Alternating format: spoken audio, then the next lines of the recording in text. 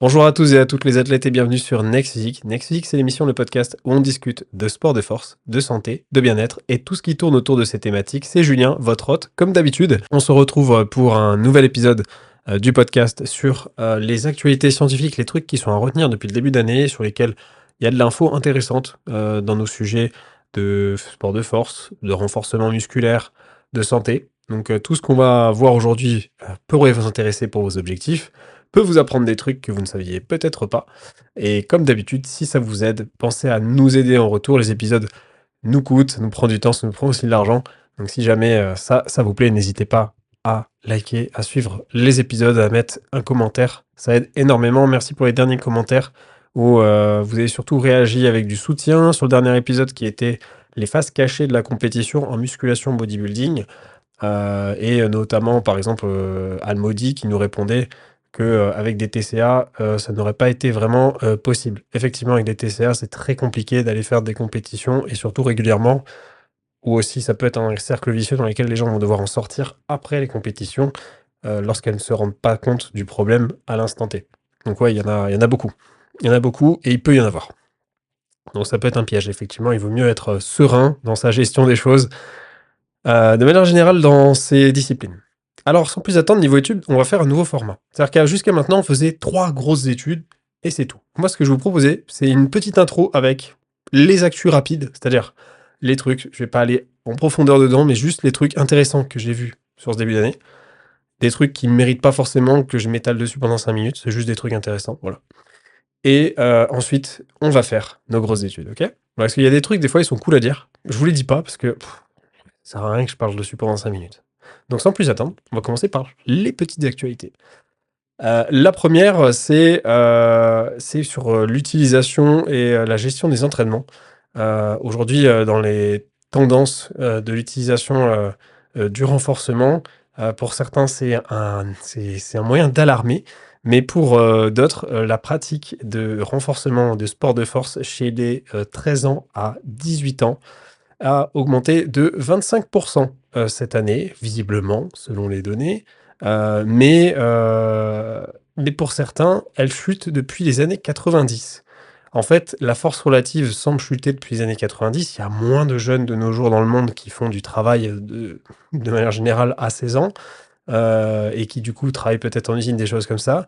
Mais par contre, la pratique aujourd'hui de fitness se retrouve de plus en plus jeune, dès 13 ans. Voilà. Donc je sais pas si c'est un sujet alarmant, mais le plus important, c'est que l'ensemble de la population soit en santé. Pour moi, je vois plutôt les choses comme ça. C'était un article du Monde.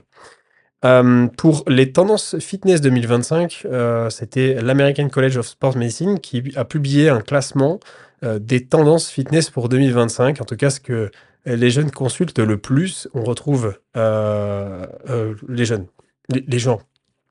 On était sur les jeunes avant.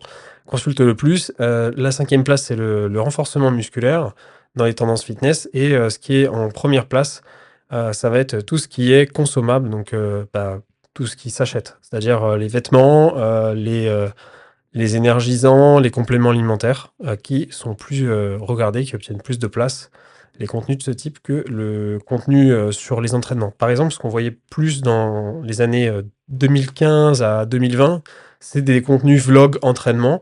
Et bien ça, au final, maintenant, ça recommence à reculer en place et c'est moins consulté. Par contre, ce qui augmente beaucoup, apparemment, c'est les programmes pour seniors et les pertes de poids.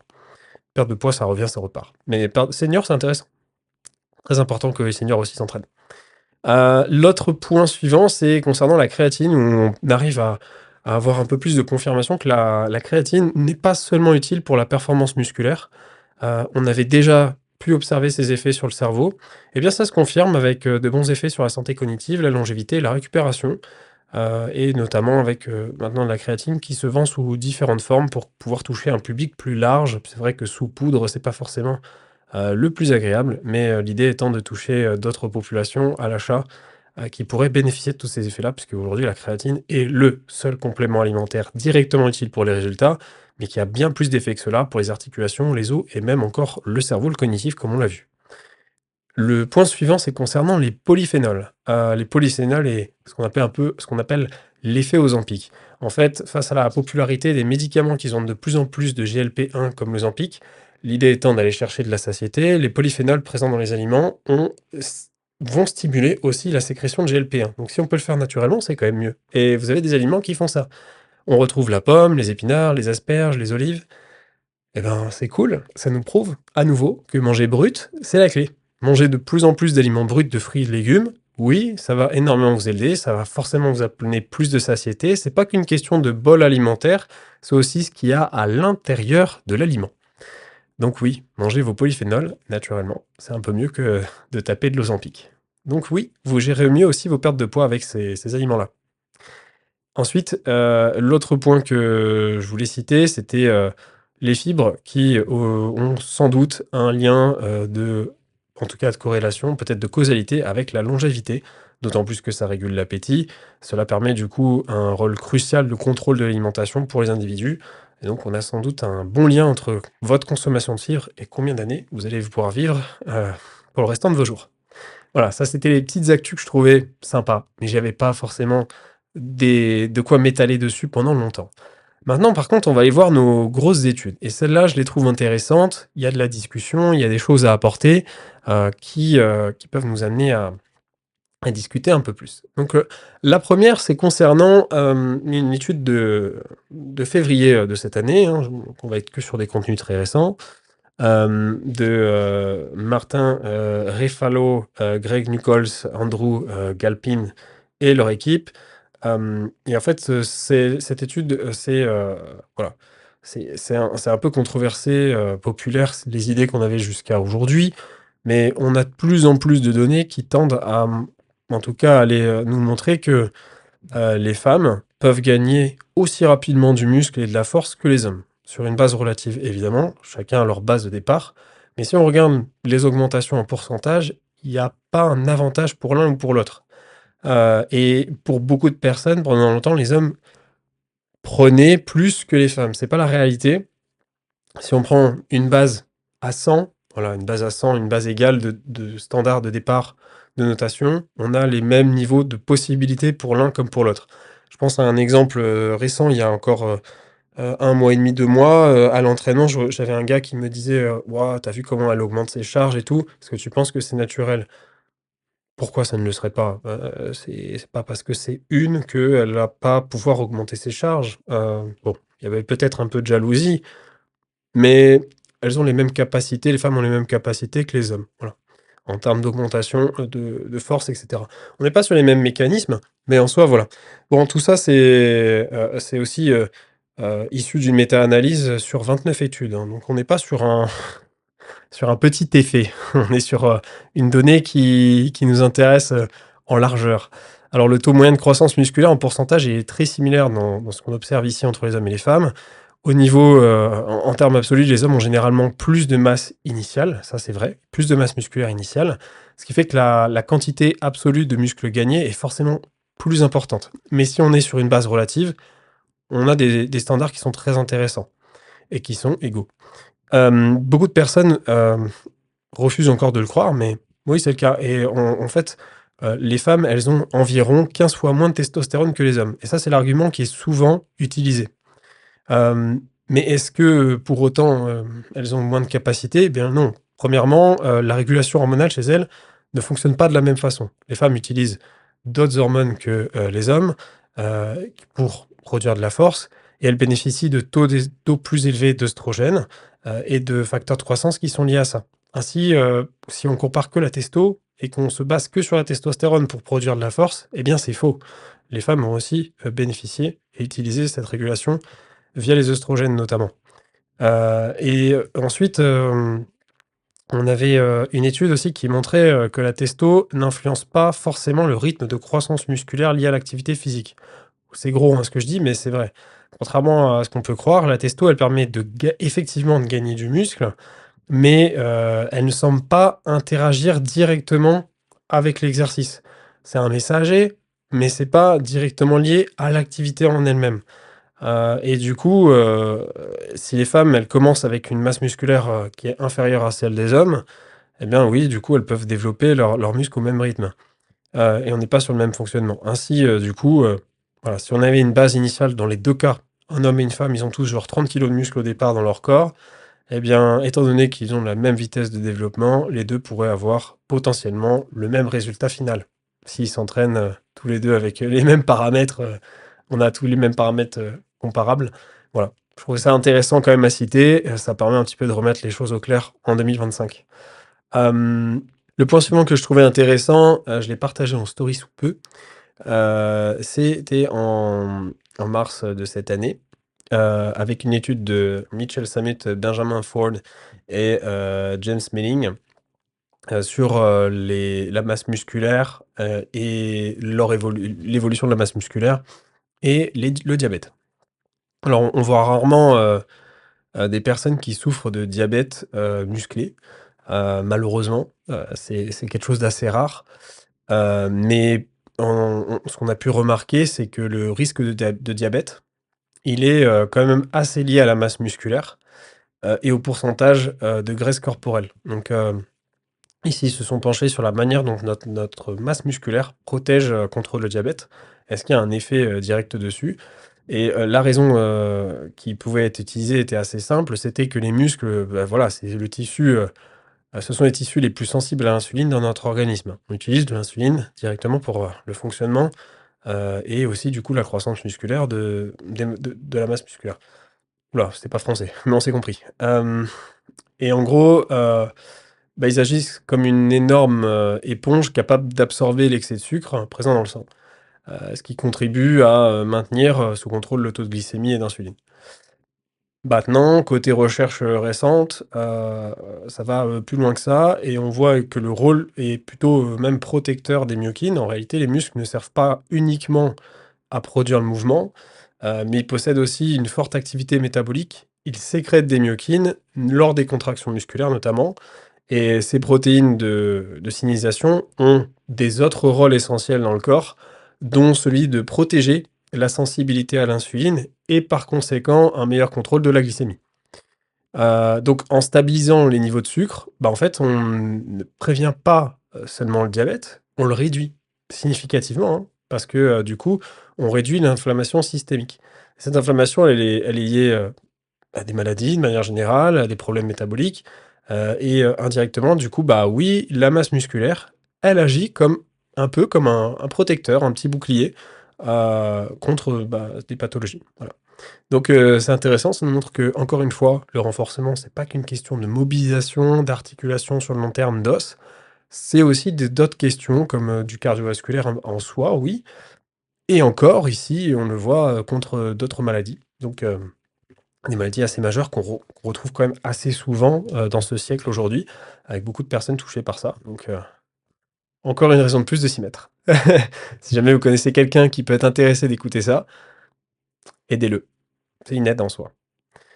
Le point suivant concernant, la diète aussi, là c'est moins d'entraînement, plus de diète, c'est, sur cette fin d'année, début d'année, avec, une étude de alors là je suis désolé, c'est des noms, asiatiques, j'ai peur de les écorcher, c'est Xiaomei Zhang, Rinrutan, Xiwan Jia et leur équipe et l'étude en question, regarde, les effets sur, la consommation de sel, et de sel, de sodium et les effets directs sur la santé et ce qu'on peut voir, enfin ce qu'on voyait jusqu'à aujourd'hui, c'est que et c'est toujours le cas, hein, c'est qu'il y a beaucoup d'organisations, de santé, d'organisations de recommandations au niveau de l'alimentation, qui recommandent que le sel, c'est mauvais pour la santé, que ça augmente la pression artérielle et par conséquent, le risque d'AVC, hein, le risque d'accident vasculaire cérébral. Alors ces institutions, elles recommandent du coup souvent des apports en sodium qui sont extrêmement faibles, qui sont bien inférieurs à ce que les gens mangent en général, tout simplement. Tout le monde les dépasse, hein, ces recommandations-là en général. Et même en suivant une alimentation saine, c'est très compliqué. Donc ce qui fait qu'on est, visiblement tous, constamment exposés à un risque important d'AVC. Je dis pas que l'AVC est une chose qui n'existe pas, attention, hein. Cependant, ce qu'on a déjà pu voir et ce qu'on voit encore à nouveau, c'est qu'une étude récente a remis, le sujet sur la table et elle le remet pas mal en question. Les chercheurs, ils ont exploré le lien entre la consommation de sodium et le risque d'AVC, tout simplement, et grâce à la méthode randomisation mendélienne. Alors bon, concrètement, ils ont observé, que si on a une prédisposition génétique à consommer davantage de sel, c'est potentiellement effectivement associé à du risque d'AVC et grâce à cette méthode, qui utilise du coup les gènes comme expérience naturelle, les chercheurs peuvent déterminer si le lien observé est réellement causal ou corrélation. Pour ceux qui savent pas, je l'ai déjà dit tout à l'heure, mais corrélation, c'est 2 choses qui vont dans le même sens, mais qui sont pas forcément liées. Causal, c'est une chose qui entraîne une autre. Par exemple, il fait beau demain et je vais courir. Ça peut être une causalité parce que je me dis: «Il fait beau donc je vais courir». Mais c'est pas parce qu'il fait beau que je vais forcément aller courir. Donc là, on est sur une corrélation. Le résultat, de cette étude, il est clair. L'analyse, elle ne montre aucun lien de causalité directe entre l'apport alimentaire en sel et le risque d'AVC, même dans les cas quand même que j'ai cités. Donc ce constat, il rejoint d'autres études, qui ont aussi remis en cause ces recommandations, restrictives, on peut le dire, sur la consommation de sodium. Et il est vrai qu'une consommation de sodium très élevée, ça peut être risqué, notamment surtout pour les personnes qui souffrent déjà d'hypertension, qui sont déjà sujets à ça. Mais c'est important de rappeler que le sodium, c'est un électrolyte essentiel, particulièrement important pour les sportifs. Une consommation trop basse en sodium, ça présente également des effets néfastes sur la santé. Donc c'est encore pire, souvent quand on a un manque de sel, de sodium. C'est pour ça que je le recommande toujours quand on est sportif de bien saler ses plats. Je ne demande pas de s'envoyer du sel volontairement, mais saler ses plats, c'est la moindre des choses. J'en ai moi-même été victime récemment. Il commence à y avoir des chaleurs un peu, il commence à faire chaud. Et sur un jour où je m'entraînais plusieurs fois dans la journée pour me préparer à la compète que je viens de passer au moment où vous écoutez ce podcast, je viens juste d'en sortir. Et bien écoutez, j'avais vraiment eu chaud, j'ai eu plusieurs dépenses sportives dans la journée et je pensais pas que j'avais eu, aussi chaud que ça, mais c'est vrai qu'il faisait chaud, hein, il faisait quasiment 30 déjà. On transpire beaucoup dans les box de CrossFit, j'ai couru dehors la journée aussi. Je suis allé au soleil et je l'ai senti que là, même si j'avais beaucoup bu dans la journée, ça veut pas dire que j'avais assez de sodium. Bingo! Mon groupe musculaire, mes mollets, en sautant sur une barre de traction, hein, vraiment ridicule. Je saute sur la barre de traction, mon mollet, pap, contracture. Je me suis retrouvé suspendu à la barre en mode: «Eh, quelqu'un peut m'attraper? Si je redescends de la barre et ben, en fait, je risque de me blesser encore plus» et du coup, j'ai pu comprendre tout de suite, que, bah, là, ouais, niveau minéral, il fallait que je fasse un petit peu plus que d'habitude. Donc oui, au niveau minéral, vous avez des pertes avec la sudation, quand vous transpirez, quand il fait chaud, il fait de plus en plus chaud année après année. Voilà, je vais pas vous faire un topo climatique, mais il fait plus chaud, avec l'humidité, vous pouvez aussi vous retrouver avec, des petits soucis à ce niveau-là et quand on est sportif, on transpire et quand on est sujet à pas mal transpirer, comme moi, donc ça, plus le sportif, plus un sport qui dépense énormément, qui perd beaucoup d'eau, plus les chaleurs, alors là, on est sur une méga perte d'eau et minérales. Qu'encore une fois, il y a l'eau, l'hydratation, mais il y a pas que, l'eau, il y a aussi l'hydratation avec les minéraux et ça, c'est un truc que beaucoup de gens oublient, d'où l'importance d'utiliser des électrolytes. Si jamais on a des activités où on peut pas avoir tous les minéraux possibles dans l'alimentation de base et c'est quasiment impossible d'ailleurs. Donc je recommande énormément et du coup en soi, pour revenir à notre étude, bah, voilà, une consommation trop basse en sodium, c'est des risques de santé, c'est des risques de performance, voilà, tout simplement de base, c'est des performances en moins. Dommage pour vous. Mais après les autres points sont quand même plus importants. Donc voilà, historiquement, le sel c'était, incroyable. Puis on a fini par le chasser avec, des aliments, et une nutrition, riche et pauvre en sodium, riche en postulats, sans sel ajouté, faible en sel. Mais le truc, c'est qu'il y a des gens qui en ont besoin et pour beaucoup d'autres, il faut du sel.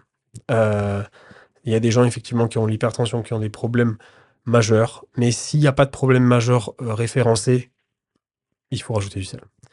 Donc voilà, suffisamment de potassium aussi, hein, si jamais, pour, petit rappel. Voilà. C'est à vous de jouer maintenant avec tout ce qu'on a pu voir aujourd'hui sur, on a parlé pas mal de nutrition quand même, hein. On a parlé effectivement de l'importance du renforcement musculaire, les types de croissance, comment on peut croître, mais aussi après de manière générale, on a parlé un petit peu de la créatine, des petites tendances de l'année, de manière générale qu'on a pu observer, jusqu'à aujourd'hui. Donc pas mal d'actualités, nutrition notamment, sur ce début d'année et des petits phénomènes de société. C'est des trucs qui m'intéressent bien ça.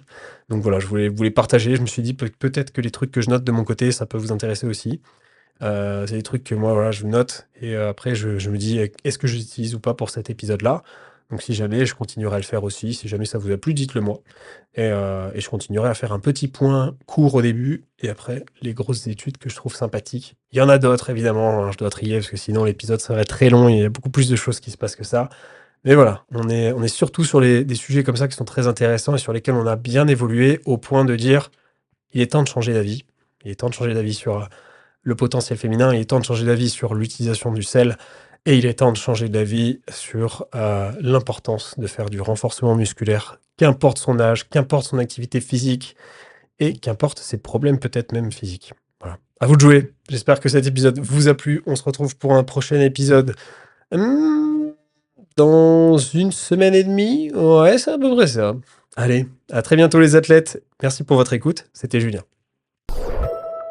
Hey! Tu as bien écouté ce podcast? J'espère qu'il t'a plu. C'est Julien, je suis créateur du podcast Next Physique, mais aussi coach depuis de nombreuses années. Avec un bon développement depuis 5 ans maintenant, j'ai pu aider des centaines de personnes à se transformer physiquement, mentalement et devenir la meilleure version d'eux-mêmes. À l'origine, je dirigeais une équipe qui s'appelle MFT, Mystic Tidings. On souhaitait réunir les meilleurs conseils et spécialistes afin d'obtenir un quotidien optimisé et devenir un vrai athlète, à sa façon. Et c'est pour ça que je vous appelle les athlètes en fait. Mais tout ça, sans être frustré avec son sport. C'est vraiment quelque chose d'important pour moi et j'imagine pour vous aussi. Avec un quotidien optimisé, vous pouvez faire votre vie, tout simplement, gérer votre diète avec plaisir et désormais, je suis devenu un peu un expert en la matière. Next Physique s'inscrit dans la lignée de l'esprit de ce coaching. Je souhaite le meilleur pour chacun de mes élèves afin que vous puissiez gérer vos PR, votre vraie surcharge progressive et ainsi atteindre votre Next Physique. Car c'est un suivi, donc je suis présent tous les jours pour assurer la meilleure évolution possible de la personne et c'est pour ça que j'ai décidé à l'initial de faire du coaching en ligne et pas en salle. Oubliez les diètes sans cookies, oubliez les exos qui changent à gogo chaque semaine parce que c'est du marketing. Ici, on va progresser sur les exercices et bien sûr des exos qui vous plaisent et qui rentrent dans votre emploi du temps, votre salle de sport et son agencement. C'est un tandem, ça se passe entre vous et moi pour construire une équipe qui avance ensemble. Je vous prépare le terrain, j'assure vos arrières et vous faites le job à l'intérieur du terrain. Les coachings sont sur réservation. Si tu écoutes ce podcast, c'est que tu es intéressé par l'optimisation de tes résultats et je suis sûr qu'on ira du coup loin ensemble. Contacte-moi directement sur Instagram pour qu'on en discute et qu'on regarde mes disponibilités de réservation ou qu'on s'appelle tout simplement si tu veux qu'on en discute. Plus d'informations sur le suivi en lien en description.